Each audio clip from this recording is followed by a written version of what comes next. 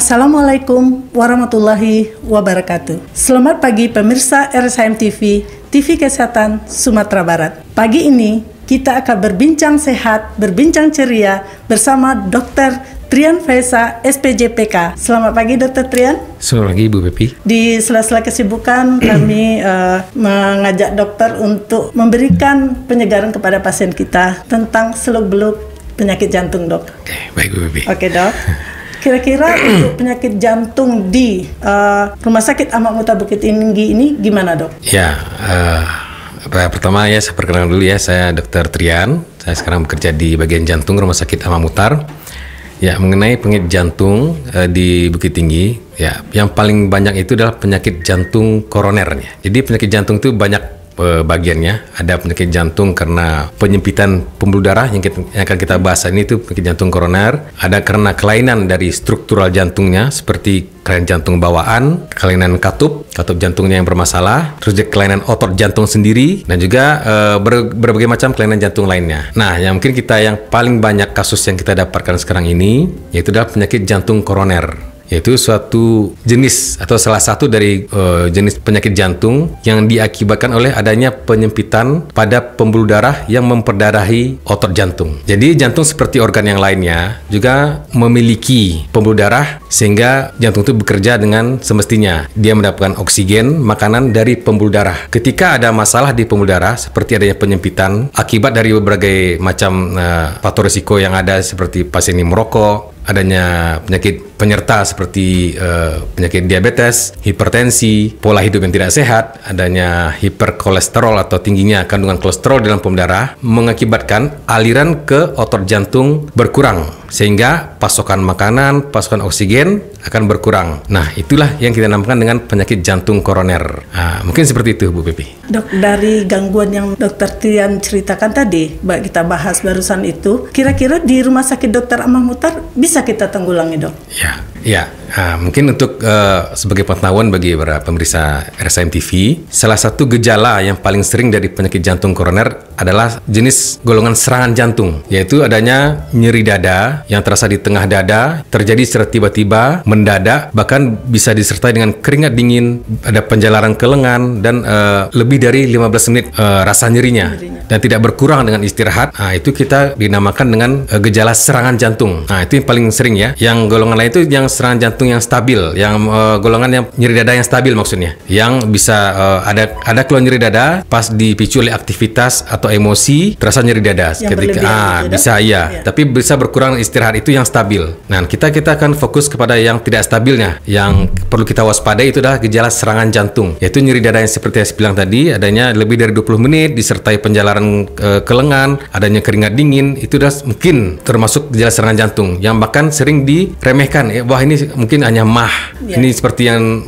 banyak dibilang di masyarakat, angin duduk. Ini masuk angin. Padahal itu sebenarnya bukan gejala pencernaan, bukan gejala masuk angin, bukan gejala angin duduk seperti yang dibilang masyarakat. Itulah gejala serangan jantung. Maka banyak yang terlambat. Jadi untuk serangan jantung ini sudah bisa kita tangani di Rumah Sakit Ahmad Muhtar.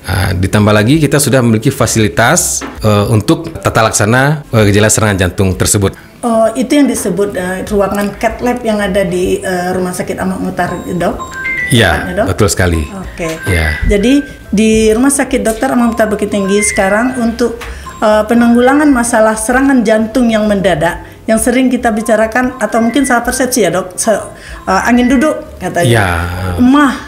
Itu sudah ada penanggulangannya di Rumah Sakit Dr. Ahmad Muhtar Bukit Tinggi di bagian cath lab dengan dokter spesialisnya adalah Dr. Trian Faisa, SPJPK. Kira-kira untuk cath lab ini, Dok, kegiatan atau tindakan ini apakah ditanggung oleh BPJS, Dok? Ya. Seperti saya jelaskan lagi dulu ya. Jadi seperti yang saya jelaskan tadi, bahwa gejala serangan jantung ini disebabkan oleh ada penyempitan atau bahkan tersumbat. Jadi ada penyempitan atau penyumbatan secara mendadak pada pembuluh darah yang mendarahi otot jantung tersebut. Nah, kalau terjadinya secara mendadak tentu harus kita buka juga secara cepat agar alirannya lancar kembali. Nah, untuk membuka aliran atau mengembalikan aliran tersebut supaya lancar kembali, itu kita bisa dengan obat yang kita sebut dengan trombolitik, itu untuk pengencer darah, atau jika ada rumah sakit yang memiliki fasilitas namanya kateterisasi jantung atau cath lab, kita bisa lakukan dengan pemasangan ring untuk membuka aliran pembuluh darah jantung tersebut. Jadi ini cath lab ini atau kateterisasi jantung ini adalah suatu prosedur yang bersifat non-invasif. Ini maksudnya bukan seperti bedah, bukan seperti operasi yang harus dibelah dadanya, pasien dibius total, bukan seperti itu. Jadi suatu prosedur yang non-invasif yang dengan cara memasukkan seperti selang kecil ke dalam pembuluh darah di tangan atau di pangkal paha yang akan kita untuk melihat sumbatan di pembuluh darah jantung menggunakan suatu zat kontras namanya. Nah, dari tindakan tersebut kita akan bisa menemukan di mana penyumbatannya. Dan ini sekali lagi bukan tindakan operasi. Pasiennya sadar, bukan bius umum, hanya bius lokal saja di daerah untuk memasukkan selang kecil tersebut. Nah, dari situ akan kita bisa identifikasi apakah ada penyumbatan atau penyempitan. Nah, jika kita temukan penyumbatan yang besar di 70% atau bahkan sumbatan, kita bisa langsung buka aliran dengan menggunakan pemasangan yang kita kenal di masyarakat sekarang, pemasangan cincin jantung. Nah, itu bukan seperti cincin di jari ya Bu Pepi ya. Ini adalah untuk membuka aliran. Jadi seperti ibaratnya parit, dia seperti gorong-gorongnya. Seperti mungkin di jalan waktu pernah di jalan Sudirman di pasar bawah kan itu kan. Nah, pasang gorong-gorong hasilnya seperti itu untuk jadi melancarkan drainase. Jalur darah tadi. Jadi seperti membersihkan drainase jalan seperti itu. Kalau di jantung pembuluh darahnya ibarat gorong-gorong tersebut.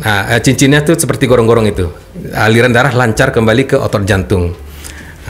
Seperti itu mungkin gambarannya, Bu Epi. Dok, kan sering pasien katanya menakutkan, tetapi ternyata tidak ya dok ya, seperti yang dokter jelaskan tadi. Juga untuk pemulihannya dok, berapa lama dari kita tindakan sampai kita kembali bisa beraktivitas lagi dok? Ya, betul yang seperti Bu Pepi bilang. Bahkan beberapa pasien bahkan ada yang menolak untuk dilakukan tindakan tersebut.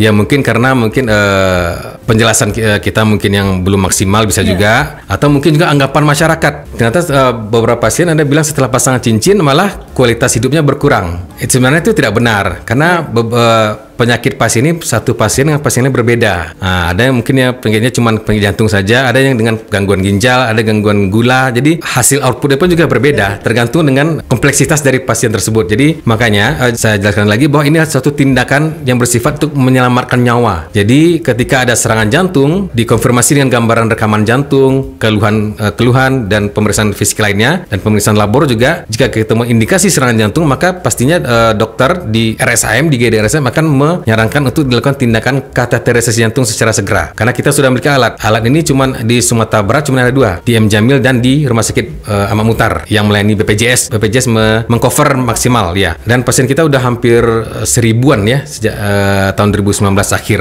Oktober 2019 sampai sekarang udah 1000-an lebih. Jadi tindakan ini bersifat menyelamatkan nyawa dan sangat emergensi. Jadi sekali lagi untuk edukasi kepada masyarakat bahwa serangan jantung jika disarankan dengan untuk pemasangan cincin itu bukan untuk memperburuk keadaan, malah untuk memperbaiki aliran darah sehingga diharapkan semoga kualitas hidupnya juga semakin baik.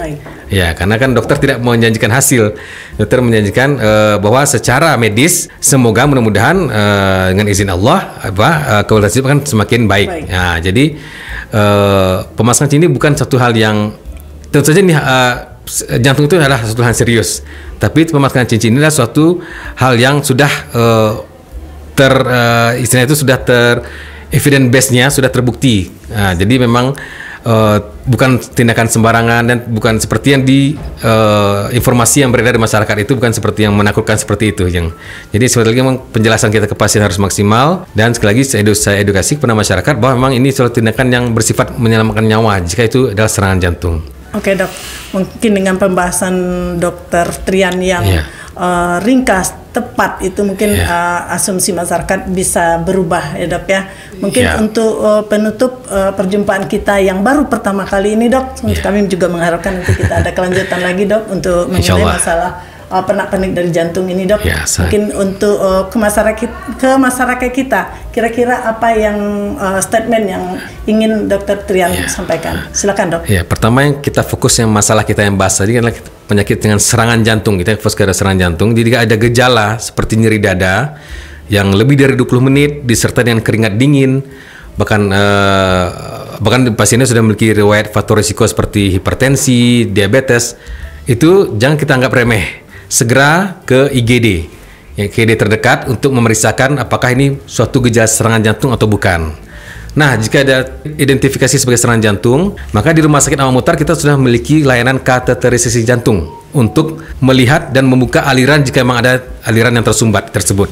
Oleh karena itu, sekali lagi kepada pasien pemeriksa RSAM TV, bahwa layanan jantung di RSAM sudah merupakan layanan yang mutakhir. Di Sumatera Barat cuman ada 2 ya, di Padang dan di Bukit Tinggi. Nah, mungkin itu yang kita bahas ini ya, lebih ke fokus ya seperti itu yang Bu Bibi. Dan juga sudah pasti sudah ditanggulang di dan pelayanan kateterisasi jantung di Rumah Sakit Amam Mutar ini sudah di cover secara maksimal oleh BPJS. Jadi Dok, mungkin untuk pemirsa kita di RSAM TV, TV Kesehatan Sumatera Barat juga kami sampaikan di sini bahwasannya untuk layanan CAT lab kita itu 24 jam, betul ya? Insya Allah 24 jam kita usahakan. Kita 24 jam dengan tenaga kita yang sudah terlatih. Baik itu dokternya, perawatnya, dan petugas lainnya yang dibutuhkan di RSUD Dr. Amam Mutar Bukit Tinggi. Mungkin demikian perbincangan kita pada pagi hari ini, pernak-pernik tentang layanan jantung di RSUD Dr. Amam Mutar Bukit Tinggi. Terima kasih Dr. Trian. Terima kasih, semoga sehat selalu dan selamat menjalankan ibadah puasa Ramadan. Ya, sama-sama. Kami tutup dengan Assalamualaikum warahmatullahi wabarakatuh.